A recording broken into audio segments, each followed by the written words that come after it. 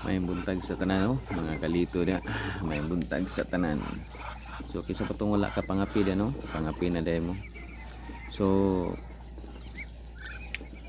hinumdum lang ha sa taga Digos. Digos mag-drop tas Digos karong Sabado puhon. Digos paingon og Toril. Kay tiwaso na to og drop. Kay daghang itong nag-request nga taga Bato og Digos. So atang-atang lang mo karong Sabado puhon. Ha? Ulat lang mo karon Sabado puhon kay maabot ra ko diha.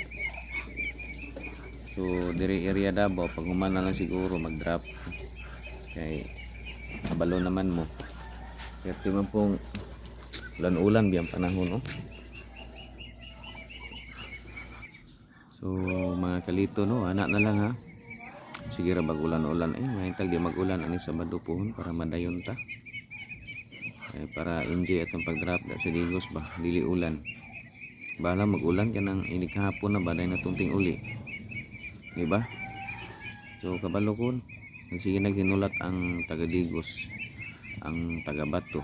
So hulat-hulat lang gid mo kay kabalo naman mo sa kuha. Pag niyo ko mag-drop jud ko diha.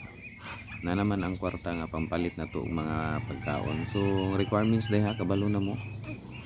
Ang atong requirements, kailangan nakasubscribe ka sa atong YouTube channel. Ang atong YouTube channel, Lito Balbastro. Tapos nakapalo ka sa atong Facebook nya, like and share sa atong video nga bagong i-upload. Kung sa to atong gidrop, mauputo ang inyohang i-like and share. Dili na ko muhatag og chance sa inyo nga ang rason nga wala ka nakapalo, wala ka nakakuha na wifi, wala ka kuan kay wifi imong gamit. Dapat i-screenshot gini mo daan bago ka mo appeal sa tong manihan. So ana na lang mga kalito ha.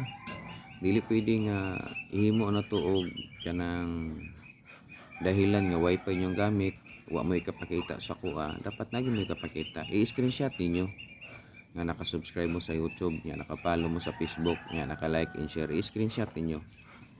Okay naman na sa kuha. Sana mo ikapakita. Kay ang lisod mo kay wala mo ikapakita. Wala niyo gi-screenshot. So dili ko mo sugot ana ya, sayang kayo kamo may nakauna. Wala mo ikapakita di. Ihatag yun ako dito sa naikapakita. Mao gyud na ato ang ikasabutan diha. May nang klaruhay ta kay daghan na kay rason ni ngana sa kuha. Wala ikapakita niya kasi gikog announce. Pila na ka bulan siya announce nga mao gyud na kailangan ya, tapos wala. Ang imo nga kuhaon lang gid mo, kuha lang kaya tapos wala ka pakita, di mo sugot ha, may nasabot ha.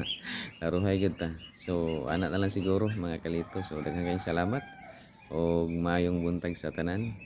Kita-kita lang ta ha sa Sabado puhon di sa may Digos.